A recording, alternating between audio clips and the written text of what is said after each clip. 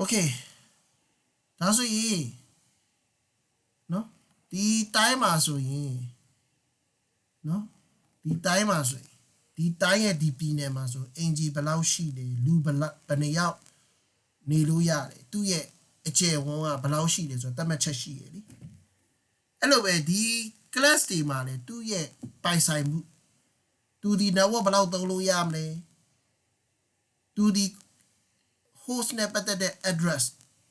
host ပေါ့ IP တွေဘယ်လောက်သုံးလို့ရမလဲနော် network ရှိမှ IP address ကသုံးလို့ရမှာလေ network မရှိဒီ address ကသုံးလို့မရဘူးအဲ့ကြောင့် network နဲ့ host ကအရေးကြီးတယ်နော်အဲ့ကြောင့်ဒီ class မှာလေဆရာတို့ကဘာသိရမလဲဆိုတော့ဒီ network ဒီ IP address မှာဆရာတို့သိရမယ့်အရာတစ်ခုရှိတယ် classful ဆိုတာသိဖို့လိုတယ်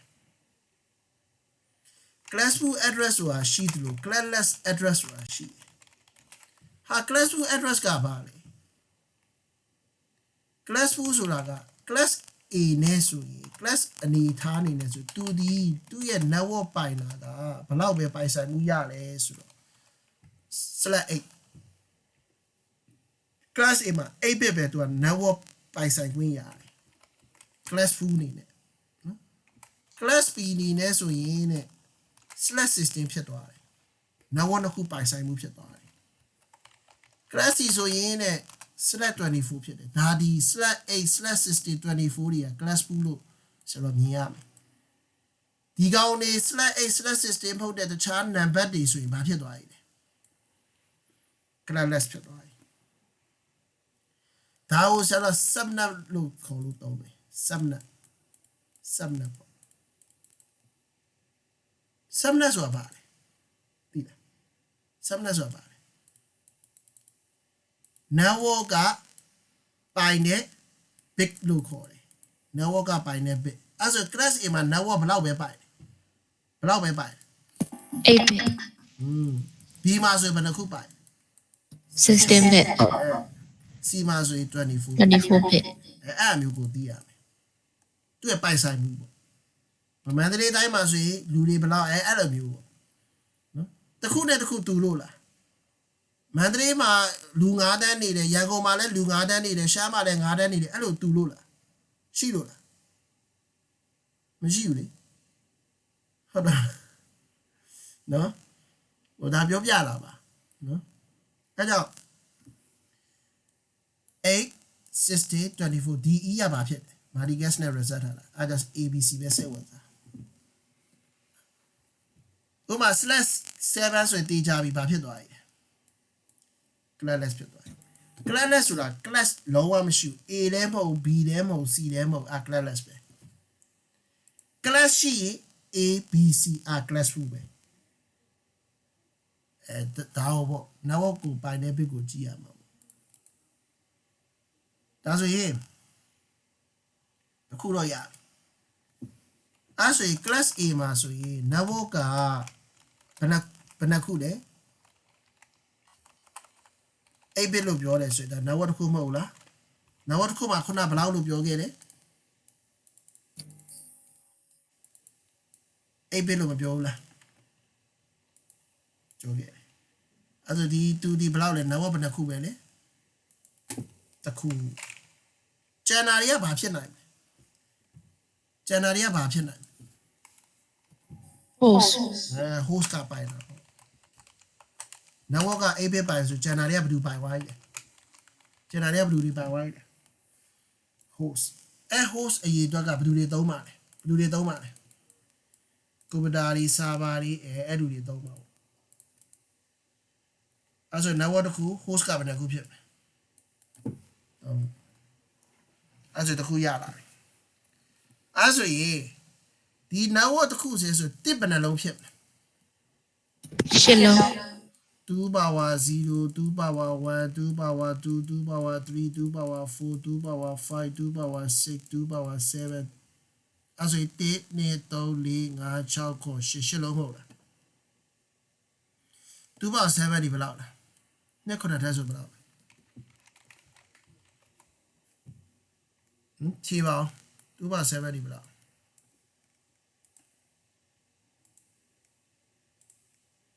128 128အာယုံဆိုင်တော့နော်အရေးကြီးနေပြီ128နှစ်6တက်ဆိုရင်62မှ4လားလား ဟုတ်တယ် အားတက်ဆိုရင်32နှစ်4တက်ဆိုရင်16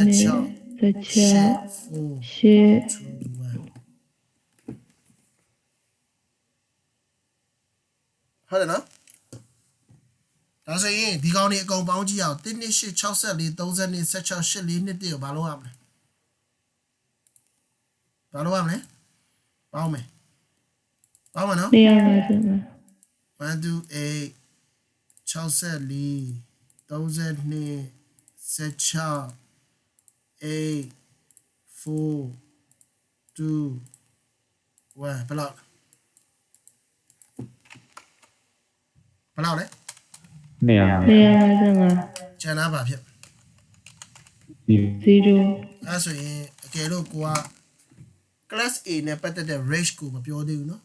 အကယ်လို့ခုကဆရာ class A နဲ့ပတ်သက်တဲ့ range တစ်ခုကိုဆရာခုသုံးလိုက်မယ်ဟိုမှာ10 dot 1 29 dot 1လို့သုံးလိုက်မယ်အဲဆိုရင်ဒီမှာ subnet mask ကိုကြည့်လိုက်เนาะဘယ်လောက်ဖြစ်သွားလဲ 255 245ဒါဆိုဆရာတို့သုံးတဲ့ class ကဘယ် class ထဲမှာဖြစ်လဲ class A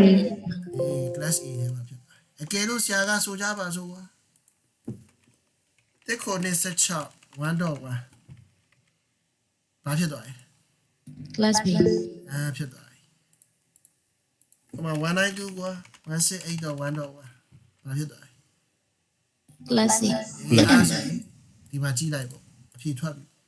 အဲဆို class B ဆိုရင် network ကဘယ်နှခုဖြစ်လဲ နှစ်ခု နှစ်ခု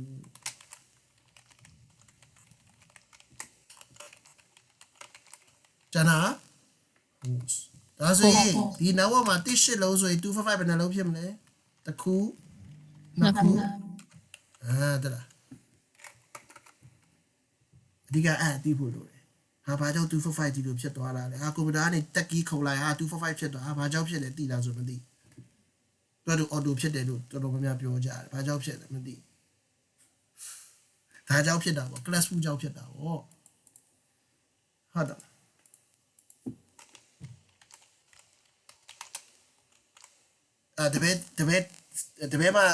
တပည့်မှာ3ယောက်လားမသိတစ်ခေါက်ဆရာလာပြောတယ်သူတို့ကကွန်ပျူတာတက်ကလို့ကွန်ပျူတာတက်ကလို့ကတပည့်မှာဆရာစီမှာသူတို့က networking တက်တာပေါ့မှာအเจ้าမှာတင်တာနားမလဲလို့ဆိုပြီးတော့သူတို့ဆရာစီမှာလာတက်တော့ဘာပြောလဲဆိုတော့သူတို့ပြောပြတာပေါ့နော်ဆရာတဲ့တပည့်တို့အเจ้าမှာဆရာစာလာတင်ပေးပါလားဘာဖြစ်လို့လဲမဟုတ်တဲ့သူတို့ IP address တင်တော့သူတို့အဲ့အရင်မသိဘူးဒီလိုပဲမှတ်လိုက်တယ်ပေါ့နော်ဒီလိုဘယ်လောက်ကြီးအဲ့လိုမျိုးပေါ့ဆရာကြတော့ဒီလိုမျိုးတွေပြောလိုက်တော့သူတို့အဲ့အဖြစ်ဆရာ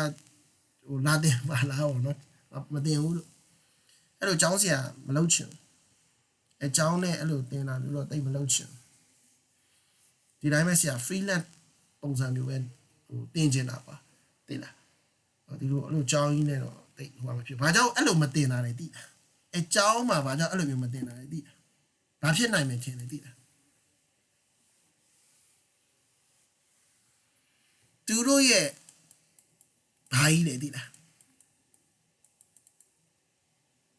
အတင်ရောစာအုပ်ကြီးတိုင်းပါမှန်တော့အဲ့ကြောင့်ဆရာလို့တကယ်အဲ့အမျိုးမလုပ်ချင်တာပါသိလားဆရာ freelance ပုံစံမျိုးပဲသိရမှာဟိုဒီ topic တစ်ခုတင်နေဆိုရင်ဒီ topic ကိုနားလည်အောင်ဆရာအဲ့လိုပဲ freelance ပုံစံမျိုးပဲတင်ပြပေးခြင်းတယ်အဲ့တင်ရိုးကြီးကိုလာပြဆရာမတင်ချင်ဆရာကျောင်းတစ်ကျောင်းမှာအရင်တော့ဆရာစာပြအဲ့လိုဆရာစာပညာဒါနစာပြလုံးအောင်ဆိုရင်အဲ့မှာကျောင်းတစ်ကျောင်းမှာဆရာပေါ့နော်ပြဖို့အဲ့လိုပြဖို့သူတို့ကျောင်းကခေါ်တာပေါ့နော်အဲ့တော့ဆရာဒီလိုမျိုးတော့မဟုတ်ပညာဒါနပဲပြတယ်အဲ့နဲ့သူတို့ကျောင်းမှာပြပါလားဆိုပြောတော့ဘာလုပ်ပြီးဘာပြီးလဲဆိုတော့ဆရာကိုစာအုပ်လာပြီးဒီစာအုပ်တိုင်းတင်ပေးရမယ်ပေါ့ကျောင်းသားတွေပေါ့ကြည့်လိုက်တော့ဟိုတည့်ရမှာတင်ရိုးကြီးကဆရာတိတ်သဘောမကျအောင်သူကကျောင်းလိုမျိုးပုံစံမျိုးဆိုတော့တည့်ရမှာဘောင်ကြီးနဲ့ကွာတည့်လားအဲ့လိုတင်ရိုးတိုင်းပဲတင်ရမယ်ပေါ့နော်အဲ့လိုပြောတော့ဆရာကအဲ့လိုချုပ်ချယ်တော့ဆရာမကြိုက် မကြိုက်တော့ interview မှာတခါလဲပြောလိုက်တယ်ကျွန်တော်အဲ့လိုမျိုးဆိုတော့မတင်ဘူးပေါ့နော်ကျွန်တော်ကဒီမှာ IP address ဆိုရင် IP address နဲ့ပတ်သက်တဲ့ဥစ္စာမျိုးကိုကျွန်တော်နားလည်အောင်ပဲကျွန်တော်သွားမှာပေါ့နော်ဒီလိုမျိုးချပြထားတဲ့တင်ရိုးတော့ကျွန်တော်တင်မှာမဟုတ်ဘူးမဟုတ်ဘူးတဲ့ဒါကြောင်းရဲ့ဒါထုတ်ထားတဲ့တင်ရိုးဖြစ်တဲ့အတွက်ကြောင့်ဒီဥစ္စာပဲတင်ရမယ်အဲ့ဆိုကျွန်တော်မတင်ဘူးလို့ပြောလိုက်တယ်ကိုယ့်အကူပဲဆရာဘာလုပ်လိုက်တယ်ကိုယ့်အကူပဲကြောင်း online ပဲဆရာထောင်လိုက်တယ်အဲ့လိုမျိုးအဲ့လိုစောင်းနေလာပြီဆရာမကြိုက်တကယ်ပြောတာဘောင်ကြီးကိုတည့်ရမှာချုပ်ပြီးတော့မကြိုက်တကယ်ပြောတာအဲ့ကြောင့်အဲ့ကြောင်းတစ်ကြောင်းတစ်ကြောင်းလည်းအဲ့လိုပဲဆရာကိုလာပြီးဟိုကတင်စီခြင်းလို့အဲ့ကိုခေါ်လာရှိတယ်ဒါပေမဲ့ဆရာမတင်ဘူးကိုတိုင်းပဲဒီလိုပဲထောင်လိုက်တော့တယ်ပြီးတော့အောင်လည်းမနောက်တော့နော်အဲ့လိုစာအုပ်ကြီးပေးပြီးတော့ဒါကြီးဖတ်ပြီးတော့တင်ရမယ်ပေါ့ no နော်အเจ้าဆရာကြီးပေါ့เจ้าအုပ်ပေါ့နော်သူနဲ့ပြောတော့အဲ့လိုမျိုးဟိုဟာဖြစ်ရမယ်ပေါ့နော်သူတို့ထုတ်ထားတဲ့အရာတွေမလုပ်ဘူး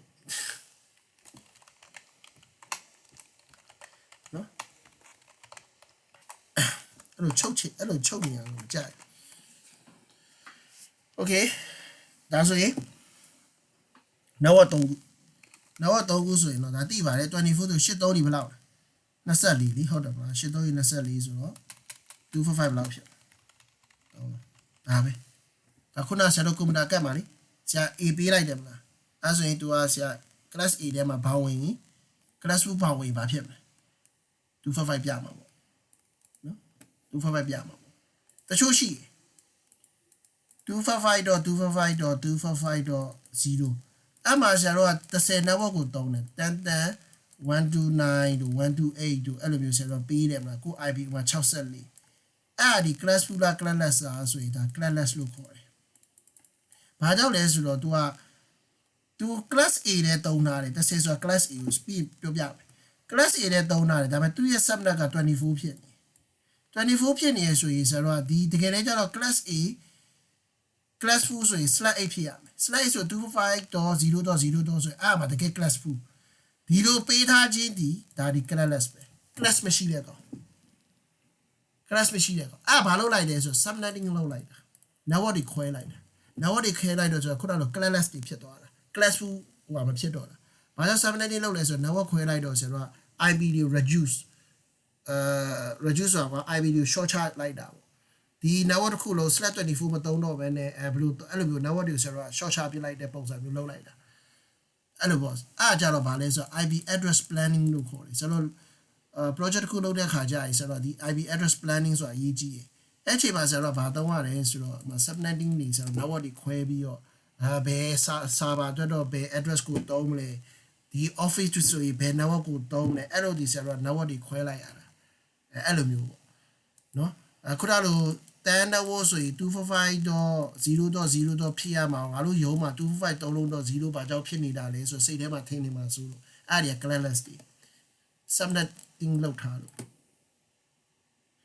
နော်ဘယ်ရုံးတော့ဘယ် network ကိုပေးသုံးမလဲအဲ့လိုမျိုးဆရာဟို network တွေခွဲထားတာဖြစ်တဲ့အတွက်ကြောင့်ဆရာအဲ့လိုပြောပြီးတော့ဆရာအခုအဲ့30 network တွေကဆရာ private IP တွေနော်ဒါပြီးရင်ပြောပြ private IP တွေ internet သုံးမဲ့ public IP တွေမဟုတ်ဒါမျိုးတွေပေါ့နော်ပြီး196/24အဲ့လည်း classless ပဲ196ဆို class B တွေတော့ဟုတ်တယ်ဒါပေမဲ့ /16 ဖြစ်ရမယ်ဒါပေမဲ့24ဒါပါလဲဆိုတော့ဆရာ wifi နေအတွက်ဘာလုပ်ပြီးလဲဆိုတော့တချို့ဆရာတို့ရုံးမှာဆို wifi နေအတွက်ဆရာတို့ဒါ network တစ်ခုတည်ဆောက်လိုက်တာ network ခွဲပြီးတော့ဒါ wifi ဆိုရင်ဒါသုံးမယ်ခုညီလေးတို့ ATM ငွေထုတ်တယ်မှာ ATM ဆိုရင်ဘယ် network ကိုသုံးမလဲအမ ban user တွေဘယ် network ကိုသုံးမလဲအဲ့လိုမျိုးဆိုတော့ IP address ကိုshort charge ချင်တယ် performance လည်းကောင်းချင်လို့ဆိုတော့ခုနလို subnetting လုပ်လိုက်တာ network တွေကိုခွဲထုတ်လိုက်တာပေါ့ subnetting တော့ calculator နဲ့ခွဲထုတ်လို့ရကိုဘယ် network ကိုလိုချင်တယ်မ online မှာရှာပြီးဆိုတော့ subnetting calculator ရှာပြီးဆိုတော့ဒီ network ကိုလိုချင်တယ် /24 လာပါလားအဲ့လိုခွဲလို့ဆိုအောက်က network တွေအများကြီးထွက်လာမှာအဲ့ network တွေအများကြီးထွက်လာတာကိုဆရာတို့ကသုံးလိုက်တာဆရာတို့ရဲ့တကယ် network ကဆရာတို့ရုံးမှာဆိုရင် 10.0.0.8 ကိုသုံးထားတာ10.0.0.8 အဲ့ 10.0.0.8 ဆိုတာဒါကြီးက class full အဲ့ class full နေနဲ့ဆရာတို့ဘာလုပ်လိုက်တော့ subnet လုပ်လိုက်တော့ classless ဖြစ်သွားတာအဲ့မှာဒီ /8 ဆိုတော့အများကြီးသုံးလို့ရတယ် host အရေးအတွက်အများကြီးသုံးလို့ရတယ် ဘာကြောင့်လဲဆိုတော့အဲ့လိုမျိုးအများကြီးသုံးဖို့အတွက် formula ဆိုတာရှိတယ်ဒီ network/8 ဆိုရင်သူ့ရဲ့ network formula ဘယ်လောက်host A အတွက်သုံးဖို့အတွက် formula ဘယ်လောက်အဲ့အမျိုးဆက်တော့ formula နဲ့တွက်